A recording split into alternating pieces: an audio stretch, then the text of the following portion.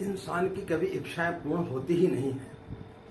एक मनोकामना पूर्ण होती है, दूसरी सामने आकर के खड़ी हो जाती है, दूसरी पूर्ण होती है, तीसरी आकर के सामने खड़ी हो जाती है।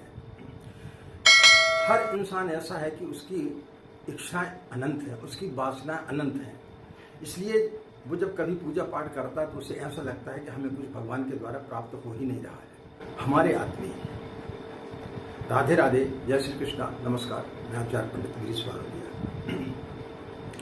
मित्रों, एक राज्य में सुबह से भीड़ बढ़ते जा रही थी। दोपहर होते होते भीड़ और बढ़ गई। शाम होते होते ऐसा लगा कि पूरा का पूरा नगर वहां पर आकर के इकट्ठा हो गया है। ऐसा क्या हुआ कि नगर के सभी लोग आकर के वहां पर इकट्ठे हो गए। एक बड़ा कौतूहल हो गया। प्रातः एक बड़ी विचित्र घटना घट गई।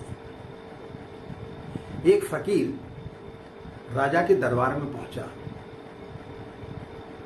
और उसने बोला कि आप मेरे भिक्षा पात्र को भर दें। राजा ने बोले, क्यों, कौन सी बड़ी बात है, छोटा सा तुम्हारा भिक्षा पात्र है, जो चाहिए वो मिल जाएगा। उसने बोला, नहीं, एक बार फिर से सोच लें, कहीं ऐसा ना हो कि आप फिर बाद में पलट जाएं, क्योंकि अभी तक मैं जहां जहां गया हूं मेरे भिक्षा पात्र को कोई भी व्यक्ति नहीं भर पाया है। राजा ने बोला, कैसी बात करते हैं, मेरे राज्य में अपार धन संपदा है, हजारों वर्ष तक भी लोग उसको खर्च करेंगे तब भी खर्च नहीं हो पाएगा, आपका तो छोटा सा भिक्षा पात्र है। उस फकीर ने बोला, एक बार फिर से सोच लें। बोले, हाँ, सोच लिया है। बोले, कोई दिक्कत नहीं। उसने सैनिकों से बोला कि जाओ और उसके भिक्षा पात्र में हीरे जवाहरात से इसको भर दो। उसके सैनिक गए, मंत्री लोग गए और बड़े बड़े कीमती हीरे जवाहरात लेकर के आ गया और उसके भिक्षा पात्र में जैसे ही डालना चालू किया, वो भिक्षा पात्र खाली का खाली। सुबह से शाम तक सारी चीजों को उसमें डालते गए, लेकिन वो भिक्षा पात्र कभी भर ही नहीं रहा था। लेकिन फिर भी राजा हार मानने के लिए तैयार नहीं था। लेकिन जब शाम हो गई और उसने सोचा कि पता नहीं क्या है, कोई जादू है कि कोई माया भी है ये, वो उसके चरणों पर गिर पड़ा। बोले, महाराज, आखिर में आपका भिक्षा पात्र भर क्यों नहीं रहा है? मैं अपनी हार स्वीकार करता हूं, अपने वचनों को वापस लेता हूं। बोले, इसमें कौन सा राज छुपा हुआ है? तो उस फकीर ने बोला कि इसमें कोई राज नहीं है। मैं एक शमशान घाट से निकल रहा था, वहां एक व्यक्ति की खोपड़ी पड़ी हुई थी, बस मैं उसको लेकर के आ गया और थोड़ा काट छांट करके उसको मैंने अपना भिक्षा पात्र बना लिया। लेकिन बड़े आश्चर्य की बात है, जब से मैंने इसको भिक्षा पात्र बनाया है और जहां जहां मैं जाता हूं भिक्षा लेने के लिए, हमेशा खाली का खाली रहता है। मित्रों, हमारा जो मस्तिष्क है वो कभी भरता नहीं है, हमारा मन कभी भरता नहीं है। हम हमेशा जो है बाहर की दौड़ में दौड़ते रहते हैं, बाहर की कामनाओं में जो है दौड़ते रहते हैं। हमने सब कुछ जो है इसी को सब कुछ समझ लिया है कि बाहर जगत में जो कुछ है वही सब कुछ है। हम अंतर जगत में जाने का कभी प्रयास ही नहीं करते हैं। इसलिए जब हम साधना उपासना करते हैं तो हमारे मन में अनंत इच्छाएं जागृत होती हैं और गलती से कोई इच्छा पूरी हो भी जाती है तो फिर एक नई इच्छा जो है वो जागृत हो जाती है और फिर हमें ऐसा लगता है कि मंत्र तो फलित हो ही नहीं रहा है, क्योंकि हमारी इच्छा जो है वो पूर्ण हो ही नहीं रही है। लेकिन हम जब बाहर जगत में खोजते हैं, मंदिर जाते हैं, मस्जिद जाते हैं, गुरुद्वारा जाते हैं, तीर्थों में जाते हैं, लेकिन वहां भगवान हमें मिलता नहीं है, क्योंकि बाहर जगत में जो चीज दिखाई देती है वो सत्य नहीं है। आपने जो कुछ भी पाया है बाहर जगत में, आपने बहुत बड़ा मकान बना लिया, आपने बहुत बड़ी फैक्ट्री बना ली, आपने बहुत बड़ा पद पा लिया, लेकिन जिस दिन आपकी मृत्यु होगी वो सारे की सारी चीजें यहीं छूट करके चली जाएंगी, वो कभी आपके साथ में नहीं जाने वाली। इसलिए जो चीज आपके साथ में नहीं जा सकती वो सत्य नहीं हो सकता, वह सत्य नहीं है। इसलिए व्यक्ति हमेशा परेशान रहता है। एक बहुत पुरानी कथा है, हो सकता है काल्पनिक हो, लेकिन आपको समझने में बड़ी आसानी होगी। ऐसा मैंने सुना है कि भगवान ने जब मनुष्य को बनाया तो बड़ा विचलित हो गया, बड़ा भयभीत हो गया। बोले ये तो बहुत बड़ी गलती हो गई मेरे से, ये बहुत खतरनाक चीज मेरे के द्वारा निर्मित हो गई। उसने साधु संतों को बुलाया, महात्माओं को बुलाया, ऋषियों को बुलाया, देवताओं को बुलाया और सबके सामने विचार विमर्श किया कि मैंने ये मनुष्य को बनाया है, लेकिन ये आगे चल के बड़ा खतरा पैदा करेगा। तो किसी ने बोला कि आप एक काम करें, हिमालय पे चले जाएं। बोले आदमी के पास कुछ भी काम नहीं होगा तब भी हिमालय जरूर आएगा। मंदिरों में चले जाएं। बोले 4 बजे से घंटा बजाएगा, सोने भी नहीं देगा। बोले समुद्र के नीचे चले जाएं। बोले समुद्र के नीचे भी पहुंच जाएगा। तो फिर बोले एक काम करो, चांद तारों के पास चले जाएं।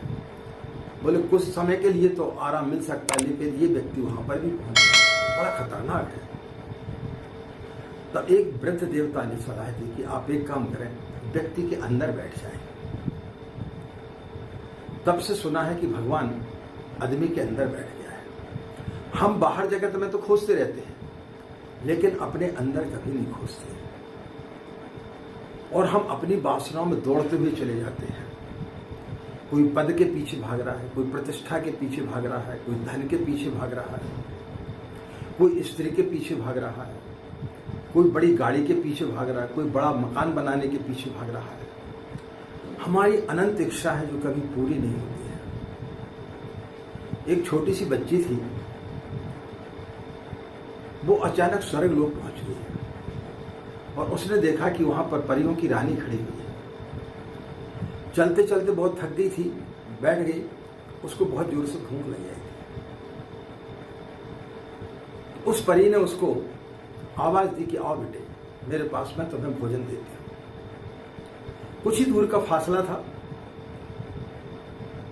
वो बच्ची दौड़ते हुए गई, लेकिन उसका फासला कम नहीं हो रहा था। जितना फासला था उतने को उतना रहा। दोपहर हो गई, शाम हो गई, हार थक के वो बच्ची गिर पड़ी।